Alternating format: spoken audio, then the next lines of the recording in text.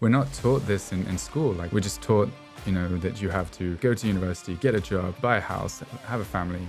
And a lot of the time people do all of that and they get to the end of it and realize, wow, this is actually not what I really wanted. Hearing that you were approached by Google, Uber, eBay, wow, dream companies. When I get the phone call from the Google recruiter telling me that I have the job, it was one of the best days of my life. That felt great for a while, but the problem with working in a place like Google is that I noticed a pattern that you were escaping. Yes. Your problems. Yes. A lot of people do this, right? It's much easier to think that the problem is outside. And if you keep changing the jobs and the pattern keeps repeating itself, then maybe you can start asking yourself, like, what's the common denominator here? And so I decided to quit and I became a freelancer instead. I still felt like something was missing. I was still kind of miserable deep down. So I got this epiphany that I wanted to be a life coach. People pleasing is actually extremely selfish. We tend to please others because... So I thought I knew what I wanted, and then I took your self-confidence test. You want to know my results? I mean, I had a look at your answers before. Oh, really? Yeah. The stuff that's been holding you back in the past will most definitely come back to haunt you. With every level, there's a new devil. So, the more you kind of dig deeper into getting to know yourself better, and another thing to look at is the ultimate form of self-love is you're not trying to be stubborn, but sometimes you're in this funk. You've got this cloud above your head and you really think so negatively about everything. Most of us, we try to suppress emotions, and what happens is just like they end up blocked in our body. And I'm jealous of others because I'm constantly in competition, and it's just a part of me that I've been embarrassed of, that I've tried to hide. And I think the first step is just... Alex, what do you do? So I am a self-confidence coach, and I work specifically with high achievers from the big tech industry who've lost their self-confidence, maybe lost their trust in themselves, and I show them how to get it back. Wow. So define confidence, because I took your self-confidence test, but I'm just curious from your side what it actually means. Yeah, so I think, confidence itself is very subjective. I think people see it as this state that they want to attain, but confidence is actually, it's more the result of taking action than the cause of it. And then the distinction between confidence and self-confidence is how maybe you perceive people, how confident they are, or how other people perceive how confident you are. But then self-confidence is how confident you view yourself. And so the test that you took was more around that. And we'll talk about my results very shortly, but this was never your background, right? The profession that you're doing now. Yeah. So do you want to talk us through how you got into coaching in the first place? Sure, yeah. So I can give you the highlights, and then if you want to dive deeper into any of the topics, we can do that. But essentially, I was working as a recruiter at Uber. But then in my third year of working there, I actually burnt out. And at the time, I kind of blamed the company culture. I blamed the corporate world in general. So I decided to quit, and I became a freelancer instead. And so that was good for a while. But after a year of being a freelancer, I still felt like something was missing. I was still kind of miserable deep down. So I decided to quit my job and go traveling. And so I went to Asia, and I did what I call my Eat, Pray, Love year. And I was trying to find myself, whatever that meant. But then after about 4 months of traveling, I was still nowhere closer to figuring out what I wanted to do. So when COVID hit and I was forced to come back to Europe, it felt like I was just back to square one. But then during COVID, I got this epiphany. So I got this epiphany that I wanted to be a life coach. But what I didn't realize was that hundreds of thousands of other people were having that exact same epiphany around the same time. And so when it actually came to starting my business, a lot of the same stuff, a lot of the same insecurities that made me burn out while I was at Uber, came back to haunt me. So that stuff like self-esteem issues, always comparing myself, feeling like an imposter. And as a result of that, within 3 months of starting my coaching business, I burnt out again. But then this time, I was working with a life coach at the time, so I was able to, work through it and actually come out stronger on the other side. But also another thing that I realized is that this work never really stops, and as I've continued to grow my business, I've realized that I have to continuously face insecurities. I have to continuously put myself outside my comfort zone. And so I'm continuously doing this work even now. But I think that that's kind of what qualifies me to actually help people, because I can genuinely relate to how they're feeling, because I'm going through that myself, and I'm on this journey myself. Yeah. I had another guest who said that her sister was a therapist, and therapists have therapists themselves. Yeah. And they normally go into that profession because they relate to it. So have you found out what the reason for your burnouts were? Was it 2 times? Yeah, twice. Yeah. So yeah, kind of. So, and I mean, depends on where you want to start, but like if we start right from the beginning. So I don't know if I ever told you this before, but I was conceived in a threesome. No, but not in the way. Real? No, not in the way that you might think. I was conceived in a threesome of cultures. So I right. Had, okay. No. That was going to be a different type of episode. So my dad is Danish, my mom's English, and I grew up in France. Okay. And so I think as a result of growing up in France, which has has an elitist school system, and maybe being a bit of an outsider, I kind of developed some insecurities about my self-esteem and also my intelligence. And I started to attach my self-worth to how well I was doing and how other people perceived me. So I would compare myself a lot to others, and maybe certain things my parents told me, with good intentions, like led to me feeling this way. And so then if you fast forward a few years to 2014, when I get the phone call from the Google recruiter telling me that I have the job, it was one of the best days of my life, because for me it was this ultimate proof that I had made it. It was ultimate proof that I was in fact good enough.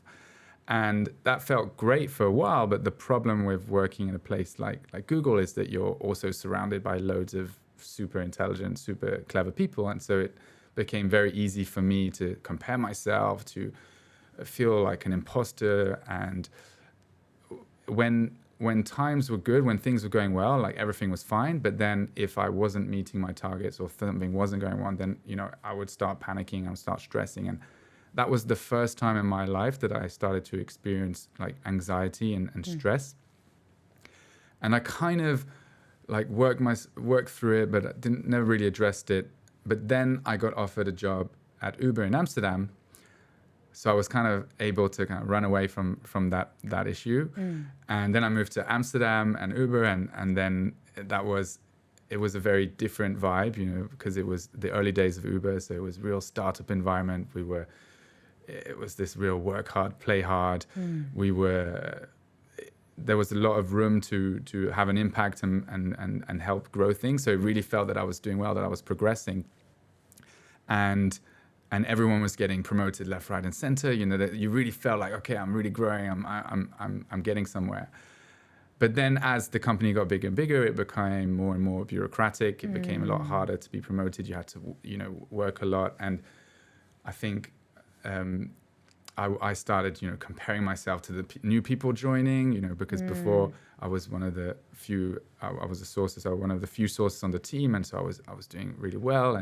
But then the more people joined the team, the more I saw that as a threat to like how well I was perceived. I was, comparing myself, and I was also very caught up on getting promoted and, focusing like, I need to get promoted. It was like this kind of life or death scenario.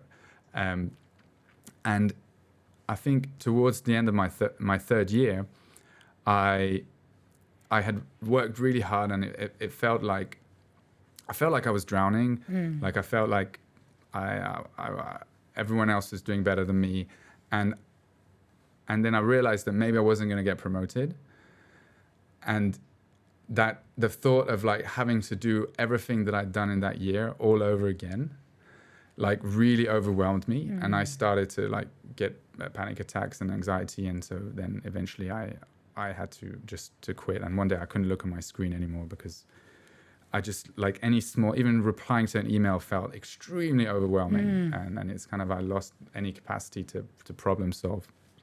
And then, so that's when I ended up burning out.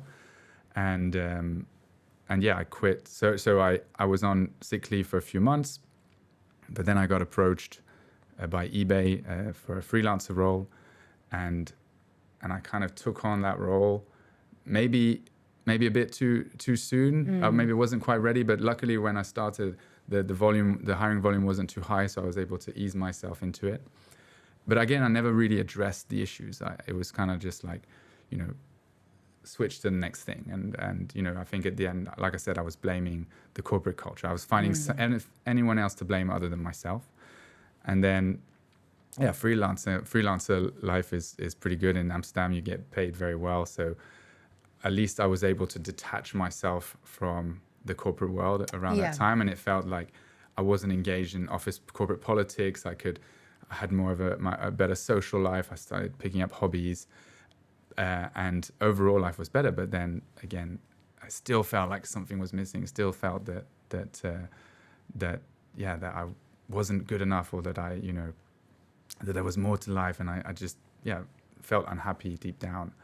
And I guess when it happened to me again as a coach, when I burnt out, I was able to actually work on the true issues, which were my self-esteem issues, and the way I saw myself.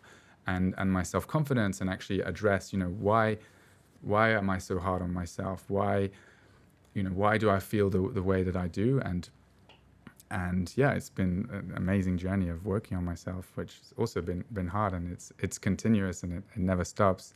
But at least now, I have way more trust and way more confidence in myself and in my ability to figure things out as I take on new challenges and keep doing new scary things. As a recruiter, hearing that you were approached by Google, Uber in its early days, eBay as a freelancer, I think people listening to this would be like, wow, dream companies. Yes. So you should be happy there. But I noticed a pattern with everything you did, including when you were traveling as well, that you were escaping your problems. Yes. A lot of people do this, right? They think that that's the answer to their issues. No, I completely relate to that. And, it's much easier to think that the problem is outside than having to maybe, face what's going on. But if you keep changing the jobs and the pattern keeps repeating itself, then maybe you can start asking yourself, like, what's the common denominator here? And a lot of the time it points towards you. And maybe you could benefit from doing some of the work that I've done and that I help my clients with. And the normal answer for that escapism is freelancing. Yes. Or traveling. Yes. Right? So if I tried, for example, both of these things and it didn't work for me either, where would I go next? Would I go to a coach to help me out? Is that the next So avenue? I mean, it's I think it's different for everyone. You might, if you switch jobs and find something more meaningful, you might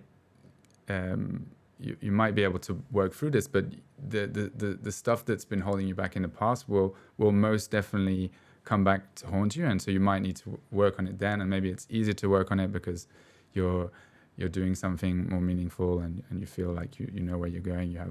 You're enjoying what you're doing, so it can be easier. But yeah, I mean, I would say whether it's going to therapy, reaching out to a coach, or start focusing on personal development and focusing on what's within your control as opposed to what's out of your control, then you can.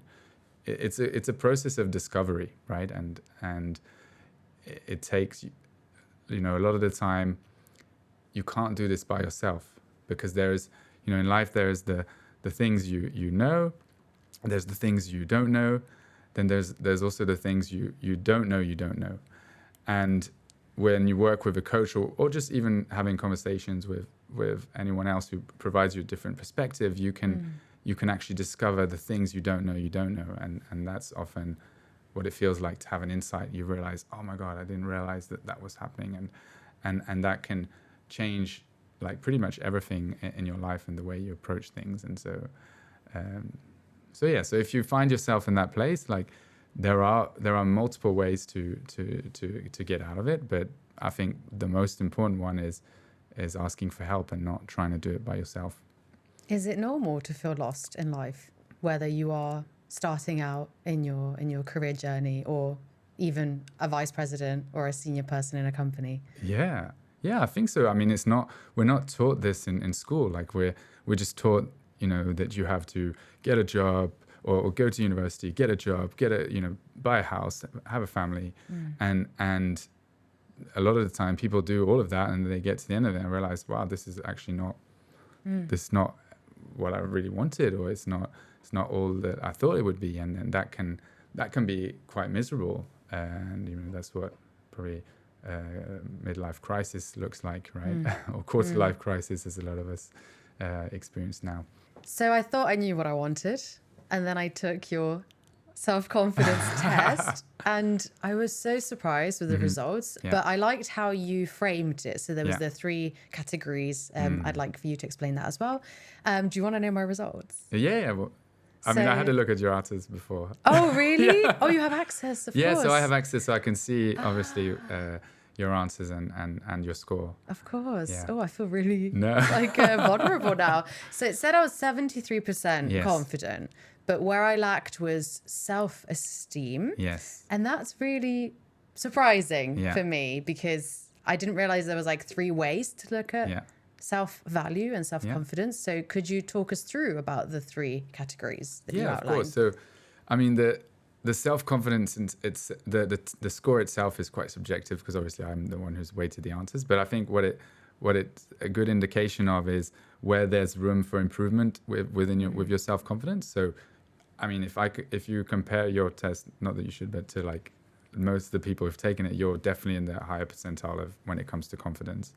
But yeah, the 3 main areas and this is what I've identified based on my own experience and helping clients that help with self-confidence is self-awareness, self-esteem, and then purpose. And so under self-awareness, it's getting to understand yourself a bit better, whether it be your company your own values, because when we work in the corporate world, we hear a lot about company values and are you living according to the company values, but we rarely ask ourselves, what are my own values? And you might discover that your own values are very different to your company values, and that actually might be the reason why you're maybe not enjoying your job, you're not enjoying where you are. So the more you kind of dig deeper into getting to know yourself better, and another thing to look at is understanding your needs. So what are the things that you need in order to be at your best, in order to feel energized? And again, this is rarely a question we take the time to ask ourselves, like, what are my needs other than food, sleep, and shelter? And I don't know if you've heard the expression, when you say yes to something, you're automatically saying no to something else. Well, when you say yes to a late night meeting or doing a new project or whatever, what you're actually saying no to is potentially one of your needs, which could be physical exercise, it could be quality time with friends or alone time, or and the result of that is that it kind of empties your cup and it depletes you, and then you end up worse off than you were where you started. And so taking the time to really identify your needs, know what they are, it makes it easier to set boundaries, it makes it easier for you to say no, and as a result you'll just feel a lot more energized, you'll feel a lot better. Another way of looking at it is that it's also very much linked to self-esteem, because every time you set a boundary, every time you say no to someone, you're essentially you're telling your mind and your body that you value yourself. So it's the ultimate form of self-love is saying no so that you can meet one of your own needs. And I'm a recovering people pleaser. I don't know if you relate to that at all. Okay. Well, the funny thing about people pleasing is that we tend to please others because it gives us a temporary sense of validation, and it makes us feel good about ourselves. But it's temporary, and it goes very quickly. But the alternative, but what it does, it actually decreases your self-esteem. But if you were to say no, well, actually, you actually increase your self-esteem, and it creates this upward spiral. Because so the more, if you focus more on pleasing others and getting validation that way, that creates a downward spiral of you never feeling good enough and of you wanting more of it and stuff like that. Whereas, so again, knowing your needs, it allows you to set better boundaries so that you can actually increase your self-esteem. Any questions around that? I see you nodding. I'm getting realizations Yeah. because I guess that's not what we've been led to believe then, that we are, if we give back to society, to the community, to our candidates, for example, recruitment is such a giving job that you do neglect yourself. The amount of times I've, wanted to close a position, whether it was when I worked at an agency or in-house, and these people were not available for a call during working hours, and I would accommodate myself around them and take a call late at night or talk with a manager late at night because they're based in New York, for example. And my sleep has been affected or my social life has been affected. But you are led to believe that you're doing something good. Is that's you've blown my mind completely. So how can you navigate if you have a profession like this? Yeah. So, I mean, it's just about being clear on what boundaries you want to set. Like, so what do you say yes to? What do you say no to? And I guess the people who do the best at this, they're the people who are good at setting boundaries, who actually say, no, I won't do the late night meeting. We'll find something else, as opposed to constantly bending over and pleasing the people that they're working with. And maybe sometimes that's not possible, but then it's a real balancing act. So it's like, okay, I'm going to work late, but then am I making sure to like start work a bit later? Am I making sure that I'm actually going out to do my sport and I'm actually spending quality time with my partner or with my cats or whatever is important for you to kind of fill up your cup, essentially, right? So the common expression on the thing they say on planes is like, you put the oxygen mask on yourself first before you put it on others. And so if you're constantly putting the oxygen mask on other people, you end up depleted, and then in the end, nobody wins. And then there's that misconception about being selfish. Yes. So, but okay. So this is what's really cool is that, or not cool, but people pleasing is actually extremely selfish, because as a people pleaser, you do everything you can to get validation from others. So you'll bend who you are in order to please other people, so that you can be liked, so that you can feel good about yourself, which inherently is very selfish. But what's not selfish is focusing on serving instead of pleasing. So as opposed to coming in and helping them and bending over backwards to do that, you actually what would actually serve them in this moment, like what would actually benefit them. And if you have a team, you probably sometimes you want to jump in and solve the problem for one of your reports, whereas maybe what would actually serve them, and it might go to the opposite. It might make you feel like you're not liked, or that you're not pleasing them.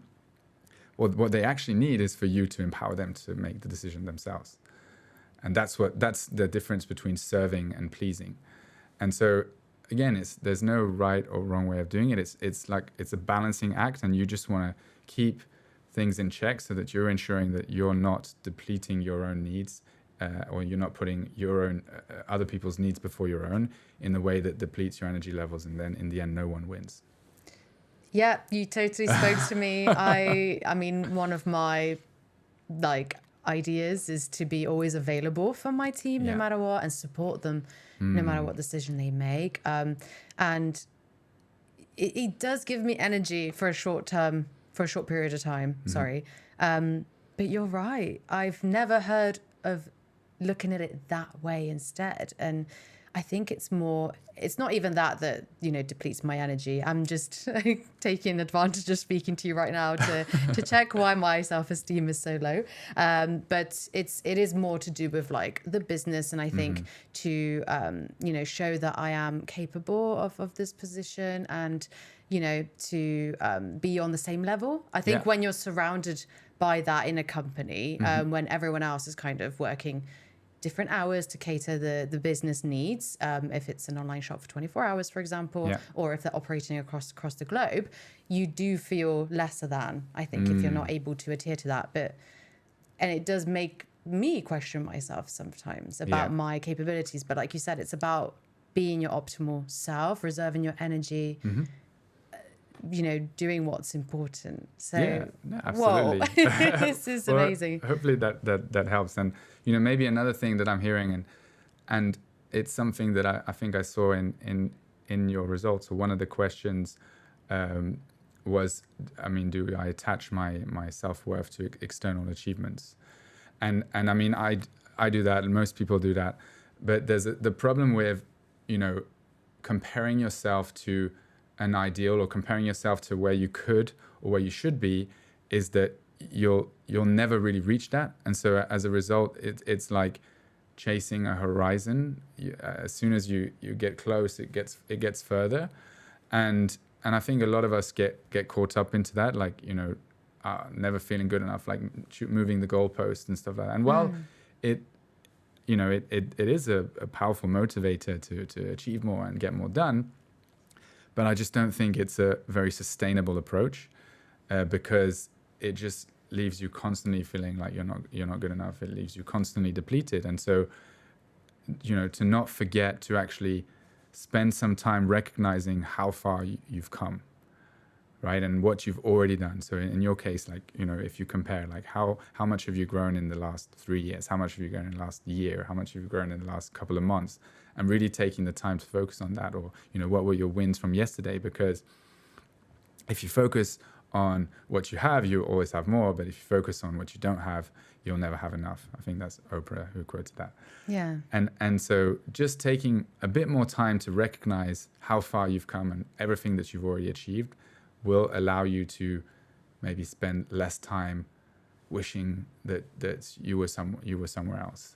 Apart from looking at what you've achieved in the past, do you have any other ideas or suggestions that do work regarding detaching yourself from your work achievements and persona? Yeah, absolutely. Well, I mean, one of the main ones, and it kind of gets into the self esteem part of the model, is understanding why you feel this way in the first place. And a lot of the time that might be due to a limiting belief from childhood, or something happened in your life that's led to you never feeling enough, or always wanting more.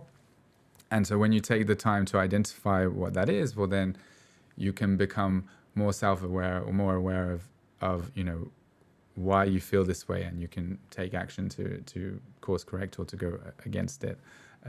But like typically what it comes down to, and this is what I found for 99% of all my clients, it comes down to this, like, there's a deep fear of not being good enough. And if you look at the fear of not being good enough and where it comes from, I mean, it's if you think back in the hunter-gatherer days, if you weren't good enough, that meant you would be left by the tribe and you would probably be eaten by a saber-toothed tiger. So the fear of not being good enough is actually designed to keep us safe. But the thing is that nowadays there is no saber-toothed tiger, there is no real danger of death, at least, that's there for us. But a lot of us, we tend to still believe that there is a real danger, and so we end up in this kind of fight or flight mode, constantly in survival mode. So I call it striving instead of thriving. Well, I'm not the one who called it that, but that's what I like to call it, at least. And so, I mean, if you look at where that comes from, imagine you're a little kid, and maybe the first time you're 3 years old, you're running naked in the garden, and you're having the time of your life. And then someone says, "Hey, go put some clothes on." And so for the first time in your life, you start believing, "Oh, maybe I'm not good enough as I am." And then a couple of years after that, you're 5 years old, and the teacher asks a question in class, and you know the answer, so you're like, me, and you give the answer, but then it's wrong, and then the whole class laughs at you. And so in that moment, you see everyone laughing at you as a threat to your survival. So what you do is you put on this pair of glasses, and these pair of glasses allows you to detect whenever you feel that way. And it's also the lens through which you see the world. And so then imagine a couple of years after that, and this happened to me, is like you get a good grade at school, and then you go home and you're so excited to tell your dad, and you're like, "Dad, I got an A." And your dad's like, "Why didn't you get an A star?" And in that moment, you're like, "Oh, more proof that I'm not good enough as I am." And so the lens that you have gets a bit darker. And then a couple of years after that, maybe you get your first heartbreak, and the lens gets darker. Then you don't get into your first choice of university, and so the lens gets darker. But the problem is the darker the lens gets, the more you start seeing proof everywhere that you're not good enough. And so then, in my case, you're 30 years old, and then it looks like you might not be getting that promotion.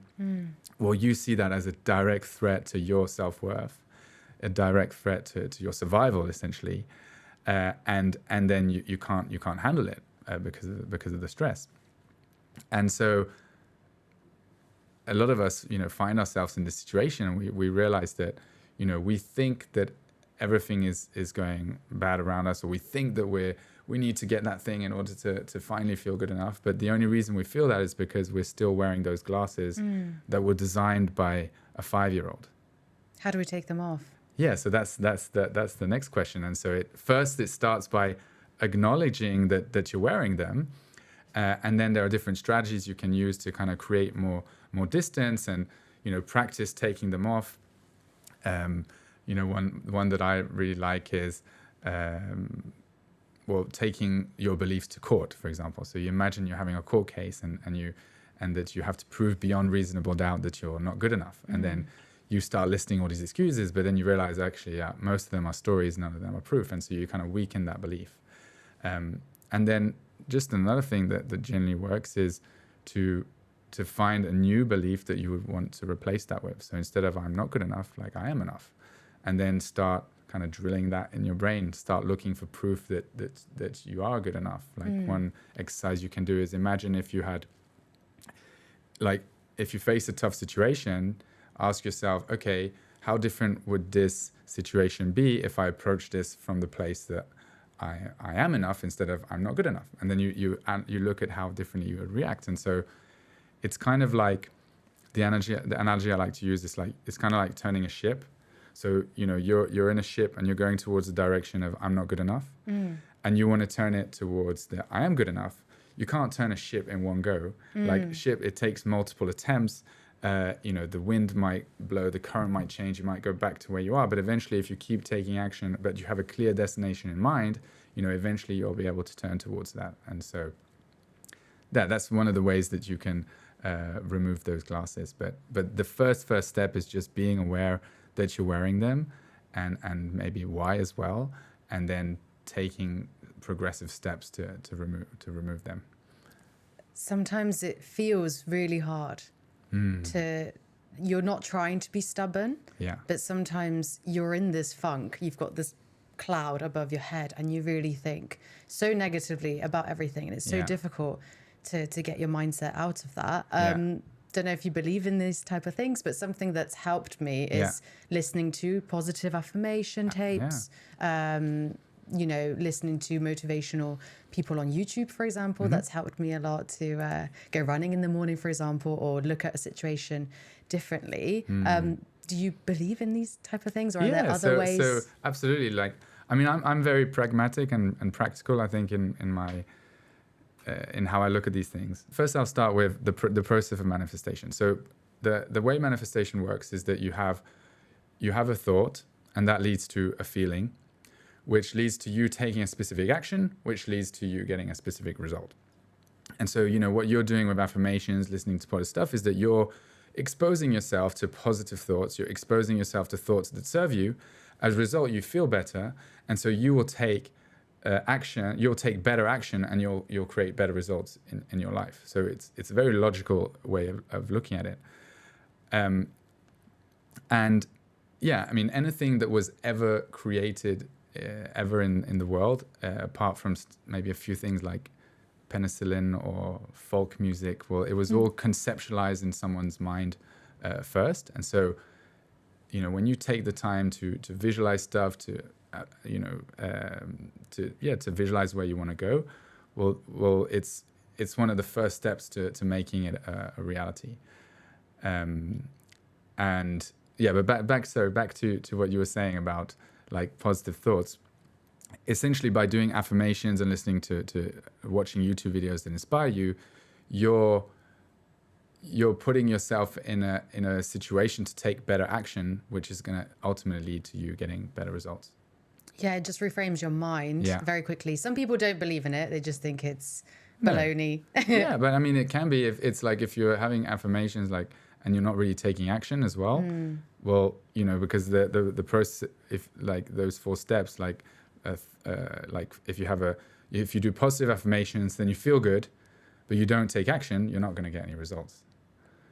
So it kind of, it's part of the process. It's like a part of the process of getting any result is to, any result that you want to create in your life is to first make sure that your thoughts are positive, make sure that your thoughts are healthy, so that you can feel good, so that you can take action that's aligned with how you feel and get your results. So if I hypothetically started my morning, I went for a morning run, sweated all my stress out, got the physical activity in, and then I did some mindfulness. So for example, some meditation, just to clear my mind, get myself ready for the day, journaling, positive affirmations. I started off on a good note, but then something happens at work, something unexpected, something terrible, and I'm automatically back in that negative mood. So you have to keep working on it, right? It's not just you do it in the morning and then it sets you off for life. No.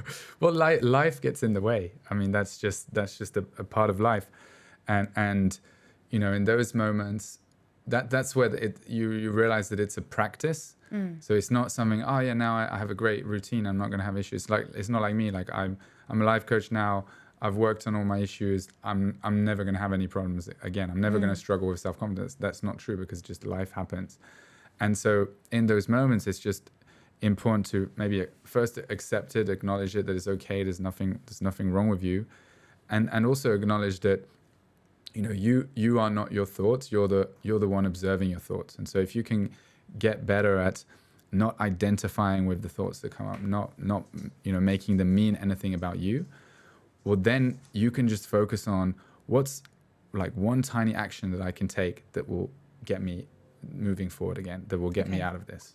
And so instead of focusing on like, you know, I have to, you know, I feel sad and I want to be happy again, just accept that you're feeling sad, accept that you're angry, you know, welcome that emotion. That's another thing in the model is, you know, most of us, we try to suppress emotions, and what happens is just like they end up blocked in our body, and it's like pressure cooker, and it will explode somewhere else. But it feels so horrible to have these emotions. I want to get happy instantly. No, of course. But then that's what life is about. Like I don't like the word, like I don't like the distinction between positive and negative emotions, because I think they're just emotions, and we're meant to feel all of them. We're meant to feel angry. We're meant to feel sad. We're meant to feel scared. And if we suppress those, well, we prevent ourselves, or we actually end up, we make them stay longer. So if you're feeling very, very sad, well, one of the best ways to get out of that sadness is to just accept it and allow yourself to be sad. Like have a good cry or whatever you need, and then let it go through you, so that you can then move on.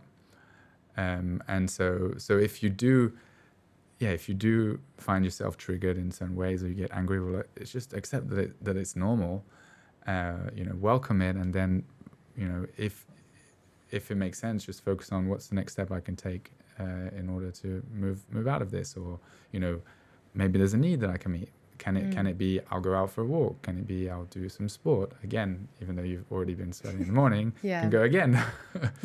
Or finding a solution to that problem tends to be a quick win. Instead of looking at that problem terribly. Something you touched on before about almost competing with colleagues for a promotion. So that's jealousy. That's the emotion, right? So that's quite difficult to navigate, I think. You kind of, for me, for example, I become passive aggressive, or I tend to mask it and say, no, that's nothing, I'm fine. But it's so deep, it burns. So does that come from sadness, or does that come from anger? Or I mean, I think it comes from the belief of not being good enough, and the way I see jealousy, and it's kind of it's for me, and I can really relate to that, because I'm someone who's very, very, I'm jealous of others, because I'm constantly in competition, and it's just a part of me that I've been embarrassed of, that I've tried to hide. And I think the first step is just accepting that like, okay, I am jealous from time to time. I do, and if on social media, LinkedIn, you see like, oh, everyone is more successful than you, and that can bring up some feelings of jealousy, and it's often, it's not something you talk about. It's something that I've personally been embarrassed, and I know many of my clients, they have jealousy, and you can't tell someone they're jealous because then it makes you a bad person. But so there are feelings and behaviors that we have, or parts of ourselves that come up, but if we don't accept them and if we don't welcome them again, well, they're just going to show up more often. So if I'm feeling jealous, I can be like, oh, there's the jealous part of me. I accept it, I acknowledge it, and then I move past. Whereas another approach to that would be like, oh, I'm the jealous, oh, I hate, why am I this? And you beat yourself up and you get really hard on yourself, and you're like, oh, I'm a terrible person. And that just makes the jealousy stay even more and makes you even worse off. So again, this is the entire process of getting to know yourself and understanding, what are the things that hold you back? What are the parts of you that maybe you've been hiding and that you don't want anyone to know about? And what I found in my journey of coaching is that when you can open up to someone about that, to a coach or a therapist who will receive that with zero judgment, where you can realize, oh, actually, I'm only human. Like, there's nothing wrong with me. And that can be just a massive weight off your shoulders. It doesn't happen instantly though, does it? Oh my God. When I went to my therapist, it was the first couple of times, I was so conscious about even my posture.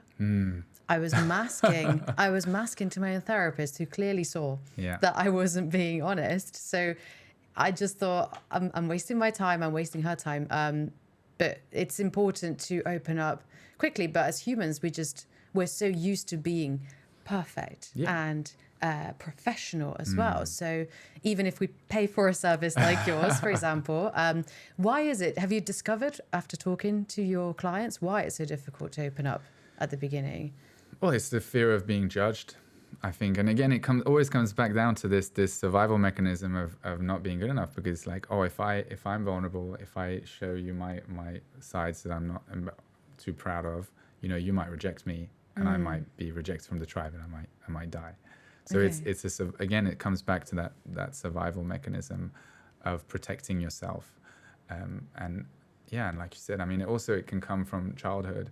Like, I have one of my clients, she was, her brothers and sisters were, they had certain issues, or they were never well behaved, and so she was the good one. She was the perfect one, and the strong one, and so she felt those expectations from her parents, and so then she lived her whole life being the strong one, being the perfect one, never showing any weakness, never showing anyone. And that's, it was a kind of a survival strategy during her childhood that it allowed her to receive love from her mom. It genuinely played a purpose in her surviving her childhood, surviving, like, not just like getting through childhood essentially while feeling loved. But then she kept that on for the rest of her life, like, always appearing perfect. And the weird thing is that a lot of time that it can help you get to certain places. Like, for her, it helped her get into a good uni, it helped her get a really good job. But then the more she started taking on responsibility in her job, the less possible it was to be perfect all the time. And then it kind of became very, very overwhelming, because she couldn't control everything. She couldn't be perfect. And it was like, her armor was, close to being taken away, and she would be exposed to how she truly felt, which was, I don't feel good enough. I'm not perfect. And so then that made her completely overwhelmed and stressed, and that's where she lost trust in herself, and that's when she reached out to me. Wow. It almost feels like, just hearing that it stemmed from childhood, it's almost impossible not to have some type of trauma, even if you have the perfect parents, the most stable home environment, that something will happen to you when you're younger because of external things, for example, like you said, the neighbor or a teacher or friends or other students that you meet. So it just seems like it's something we have to deal with eventually in life. It doesn't matter what background you have. And we have to reframe ourselves as adults and just think about life in a completely different way. And it seems really difficult. It seems exhausting, but it will pay off in the long term. It sounds like you'll have a much more peaceful life and you'll be more satisfied. No, for sure. I mean, I have my ups and downs like anyone, but you know, I'm less held back by my own fears. I'm less held back by, you know, the self-esteem and insecurities that held me back in the past, and I'm better at taking action and being brave and doing things that I never thought I could do before. But I like the saying, like, with every level there's a new devil. So, you know, every time you grow into the next part of your life, or then you'll come up with the next challenges or the next fears or the next things that might hold you back. But then that's part of life, and now I have way more trust in myself and my ability to deal with those things. I think that's a misconception as well about life coaches, right? That because they know the tricks of the trade, that their lives are perfect. Oh no. I wish. What are other misconceptions about life coaches that are not true? That's a good question. Well, definitely that they have their life figured out. That's not true. And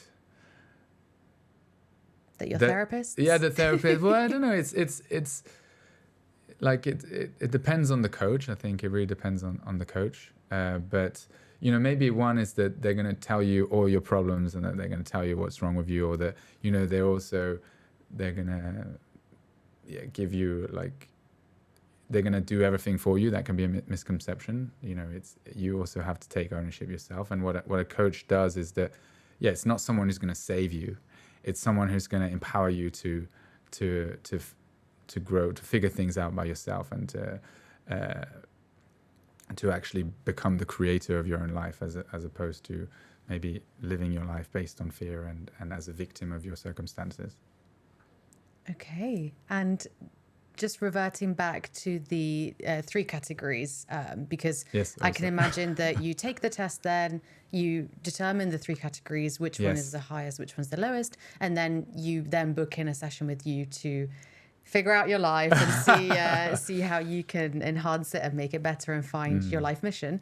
What was really interesting about the self-esteem one, I believe, was the couple of bullet points that you suggested, which is very nice of you to give us free suggestions to help ourselves, was the Ikigai, I don't know if I'm saying that right, tool, which I actually did yesterday in my own spare time. But I think a lot of people need to know about this. It's not really common, and I think it just... if you know something more about it, you can. Well, I mean, it's basically a self-reflection exercise, and like, I can't remember. I mean, I know it's Japanese. I can't remember like what it stands for, but I think it probably stands for life purpose. And I mean, so you did yesterday, but it looks at the intersection between what you love, what the world needs, what you can get paid for, and what you enjoy doing, I think, something like that, or what you're good at, something like that, right? And it's just a good reflection exercise to kind of see where there might be links between all 4 of those things, so that you can maybe start taking action towards figuring out what you truly want. And so it's kind of, again, when it comes to finding your purpose, like, I mean, I'm not weirdly, even though it's one of the elements of the triangle, I'm not really a big fan of finding your purpose, because I think it can be it's not really the reality. Like, the reality is that most people won't know what their purpose is. Like, a purpose, like, most people don't have a clear purpose, and it's like, you find your purpose in the search for your purpose. So it's kind of in action that you figure out stuff that you wouldn't figure out by trying to figure it out. And so the most important part, even if you do an Ikigai, is, again, it comes down to taking action and figuring things out along the way, because that's how you truly find your purpose. So, you know, it's something it's like, kind of like the expression, it's not about the destination, it's about the journey. Well, it's about it's more about the journey of finding your purpose than the actual purpose itself. So, even me, like, I don't necessarily have a clear purpose, but my purpose is just to live life fully with no regrets, and to just keep experiencing, keep growing, and I just trust that by doing that, eventually I might find a purpose, I might not, but that's purpose enough in itself for me. And imagine doing this type of test whilst when you're leaving school and trying to find your purpose and what your profession will be. If you did this type of test, I don't know if it would be accurate either, because you're at a different stage of your life. You haven't worked in retail, for example, or in a restaurant, or worked in a corporate environment to have that exposure to understand what do I like or what don't I like. So there's not even a time where could you take it multiple times in your life to get different paths? No, of course. I mean, there's no right or wrong. And I created it, and it's like I said, the score is subjective. It's more about the reflection that comes from the questions that are in it, right? So it's like, do you, are you good at setting boundaries? Like, are you comfortable saying no? Or I think one of them is, do you attach your self-worth to how well you're doing? Or and just reflecting on these questions, like, do you feel like an imposter? Do you consider yourself confident? And the answer to those might fluctuate, but it just gives you an indication of, okay, this is maybe something I can work on right now in order to improve my confidence. So it's less about measuring yourself, your own confidence or how confident you are, more about like, oh, where is there room for improvement? What can I focus on in order to grow and to feel more self-confident? Yeah, your questions were really triggering when I took your quiz, but because I was in a safe space and I could answer it anonymously, I could be myself. And I was finding myself actually clicking the wrong answer at first. Yeah. It's the instant, I am not attached to my professional achievements. But when I really thought about it and took a couple of minutes to actually answer the question, I was thinking about scenarios and situations I'd been through, and I was like, shit, I actually do really attach myself. So is that like a protection mechanism, the fact that I was like, oh, I'm fine, I don't need your help? Yeah, I mean, definitely. Well, I don't know, how you do anything is how you do everything. So, is that present in other areas of your life where you kind of, you show the version of yourself that you think other people want to see? Oh, is that like a personal question? I don't know, of course, if you don't have to answer. Yeah, I think so. Probably because of childhood or previous jobs, I've had to step up in certain situations. So it's just about having that. It's almost like a spontaneous reaction to everything. And then once you think about it a bit more, it's like, oh, should have taken 5 minutes for that and actually gone inwards a bit. But so you're escaping again. Yes, Alex, you're escaping the Netherlands. But I'm sure you thought it through. It's not a spontaneous decision trying to run away from life. Well, I'm escaping my biggest problem right now, which is the terrible Dutch weather. Okay, wow. So that's what I'm running away from. And yeah, I mean, how it came about, and that's why I was mentioning visualization, is that like last year I did the visualization exercise with my coach, and I was imagining, what would my ideal future look like? What would be a perfect day? And I really went deep into what that would look like, and I created a vision board, and it sounds super cheesy, but I created a vision board, and it was like pictures of me, of surfing, of the beach, of having a dog, like, being very much outside in nature. And I printed it out and I put it on my desk, and then every day I would look at it. And so because it was there, it was like it was top of mind, and I was like constantly thinking about, okay, how can I make this a reality? How can I make this a reality? And so then me and my wife, we started thinking, okay, when could we do this? We started looking at the finances. We started, really turning it into a real thing. And then we set a date, which is the 7th of April now. We set a date. Wow. And we've so got soon. our flights. Everything is booked. Everything is happening. And then we just made it a reality. And I think, weirdly, if I had never taken the time to visualize it, like I would never have made this happen. And so it's kind of cool to see a lot of the stuff that was in my vision board that's actually like becoming a reality. And so I think it's been nice for me to know that, this genuinely works, and confirm that, what I'm doing is like this works. And so, we're leaving in beginning of April, and we're going to try to be digital nomads, but not in the sense of going to a new place all the time. I think, that I'm well aware of my needs, and I need some form of stability. I want to be able to experience life, to experience other cities, to experience mainly nice weather, beaches and stuff like that. But I do need some structure. So we're going, in each place that we go to, we're spending a minimum of 1 month. So I can kind of transpose all the habits and the things that I do here. I can just do it over there, and maybe with time difference, like I'll have to adapt sometimes. But yeah, the place we're going to are Portugal, and then we're going to France for a bit, and then Bali, and then we want to settle in Corsica for a while and test out living in Corsica, and see how we like it, and then take it from there.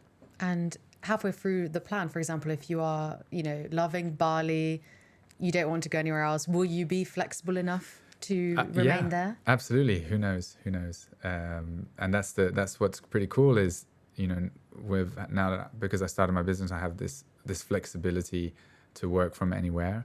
And why not take advantage of it instead of staying in an expensive city like Amsterdam with rain all the time and wind and snow the other. Although it's fun, I mean, there's a lot going on, and you have friends, and it's a city, and it's very easy to get to the airport. Like, I love Amsterdam, but it's been nearly 9 years, and so maybe it's time to go now.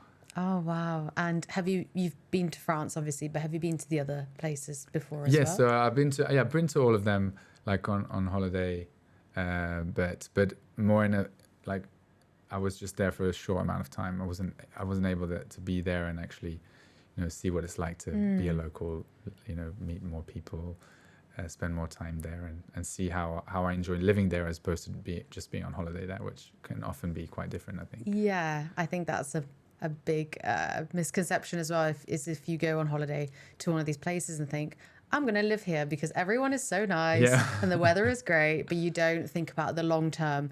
Even in Spain, for example, in Portugal, it does rain. It gets really cold there. It's not always sunny, and you're not always going to be living in a tourist area where everyone speaks English and they're all really friendly to you as well. So if I wanted to become a digital nomad, I became a career coach, let's say, and I had kind of the same idea as you.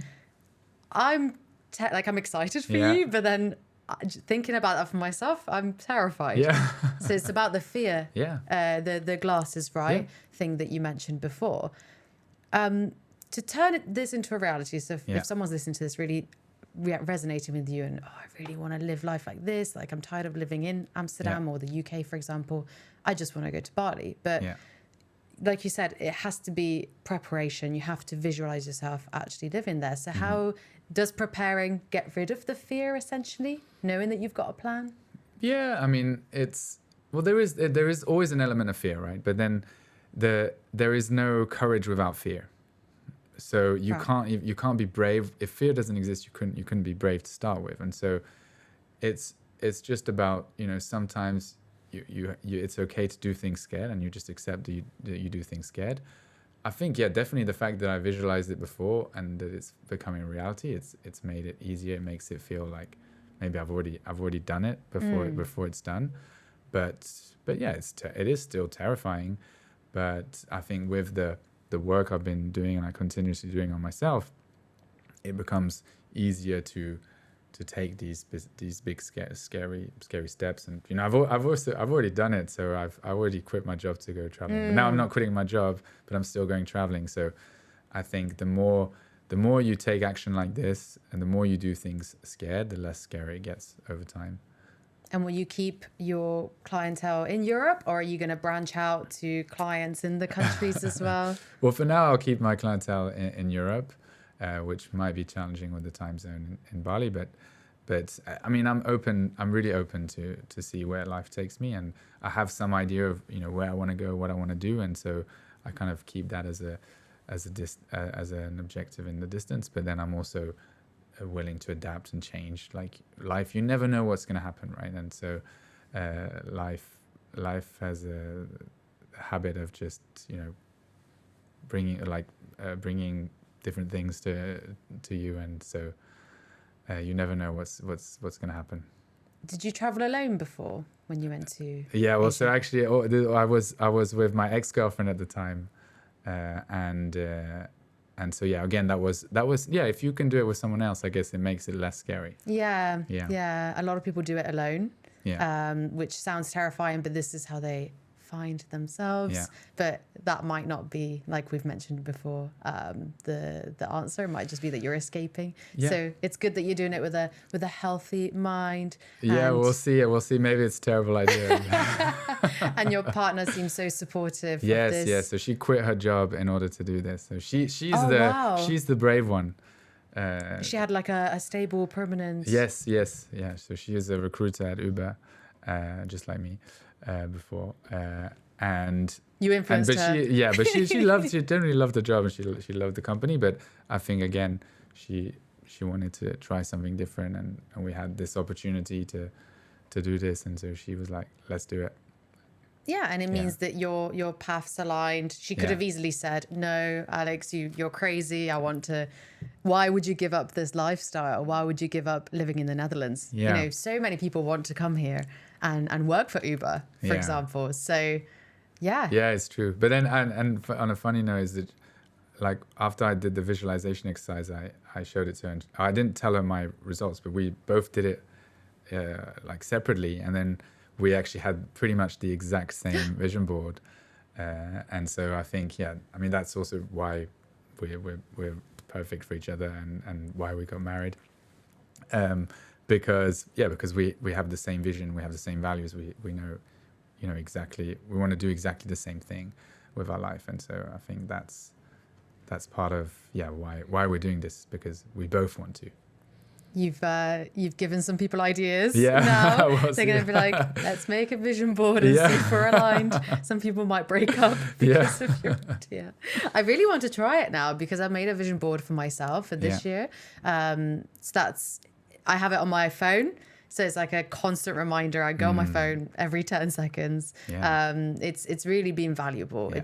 It's so crazy how things just appear without you knowing, just because subconsciously it's playing on your mind, isn't it? So I definitely want to inspire my partner to make a vision board maybe and see if we are totally aligned for the future, because Netherlands is great, but like you said, who knows, there's so many wonderful, beautiful, sunnier places that you could live in. So it's really exciting life, actually. Instead of looking at it as a burden, be fearful all the time to make changes, to make mistakes. You should look life as an You should look at life as an adventure, like when you were a child, right? And you were running naked in your garden, or it's about breaking that barrier and being in that mindset again. And the good thing about visualization is that, so, you know, when you take the time to visualize how you want your ideal life to be like, then another question you can ask yourself is like, so imagine if you were that person who already had that. What advice would that person give to you now? How, you know, who would you need to be in the present in order to make that a reality? And so, you know, that just shows you, it can show you like who you need to be, and it can give you a lot of indication as to what you need to do in order to get there. But if you don't take the time to really visualize and see what that is, well, then you don't get access to that wisdom and that information. So future you and present you having a conversation in a way, in your head. If you want to, you know, or who do you need to be? So if you could start being that person already now, what would that look like? I'm going to close my eyes. So I'm going to imagine future me, very fit, a six-pack, with a dog and babies, very, very successful. So that person will talk to me and be like, giving me advice like, hey, I'm here because I work out, because I'm healthy, because I got my shit together and I work for myself or something. I earn enough money. Yeah. And there's also, for me, for example, and maybe women listening, the misconception as well. I keep saying misconception. There's also the stigma of having a family. Yeah. And being a successful professional. Yeah. I think that also, just being very vulnerable with you, holds me back to have a family. I think a lot of young women as well. I've heard that that's an interview question nowadays. Really? Yeah, are you planning to have children? I thought that was just a big no-go. Even this year, I've heard of that. Really? From other recruiters, yeah. Okay, that's weird. That's another topic. Yeah, another topic. But just going back to what you were saying, like, when you're focusing on the future self, like a lot of the things you were mentioning is like you're mentioning what you need to have. Whereas the better question is, who do you need to be? So it's less about, what you have, it's like, who do you need to be? And maybe someone you need to be is someone who's courageous, who's who takes action despite being scared, who's working on themselves and trying to get better. And so it's better to focus on who you need to be as opposed to what you need to have, because then you're comparing yourself to something that you haven't yet achieved, and that's not necessarily very motivating. So it's kind of like, I don't know if you've read Atomic Habits or heard of Atomic Habits. I read it so long ago and I forgot what it was about. Well, it's like this idea of identity-based habits versus outcome-based habits. And so an outcome-based habit is like having a six-pack, whereas an identity-based, it's how to get to six-pack, whereas an identity-based habit is, focusing on an identity and who you want to be. And so you just focus on showing up and being the person who goes to the gym. You're not comparing yourself to a place you haven't yet reached. You're just focusing on who you need to be in the moment. And it's all a byproduct. So all the physical things like having kids and being relaxed and having a stable income. Yes. And, being physically fit is a byproduct of showing up every day, being confident, to go running or go to the gym and taking those first steps. So I'll put the links to your self-confidence test in the description below, and also the Ikigai test if anyone wants to take it. Yeah. It takes a while. My colleague said it was longer than her 4-year degree. Oh, really? The Ikigai. It took so long, but I think because it is very detailed and about yourself, it's a bit emotionally, So Alex, if I want to get life coaching from you or I need advice from you, where do I reach out to you? Yeah, so you're more than welcome to reach out on LinkedIn, or you can take the self-confidence test. And then typically what we can do is I'll invite you to a strategy or clarity call where we can get to know each other. I can get to know a bit more about the current challenges that you're facing and if I can generally help you. And then if that's the case, and if we both feel that there's a good vibe, if we both feel that there's a connection, then we can look at what it would look like to work together. Well, I'll be sure to reach out to you. This wasn't enough. One session isn't enough. But Alex, it was an absolute pleasure having you on. A different kind of episode, but very, very inspiring and enlightening. Thank you so much. I really enjoyed the conversation. Thanks.